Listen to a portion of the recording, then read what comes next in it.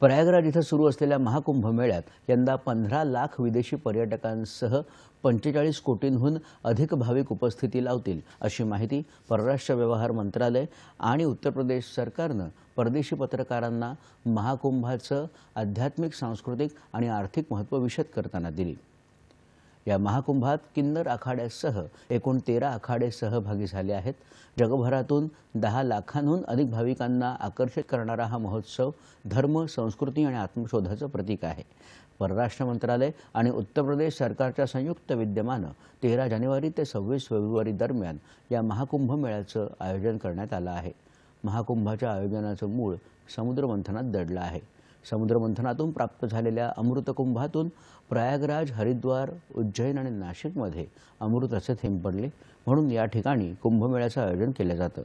कुंभमेळ्यात पवित्र स्नान केल्यानं शरीरासह आत्म्याचंही शुद्धीकरण होतं अशी धारणा भाविकांमध्ये आहे।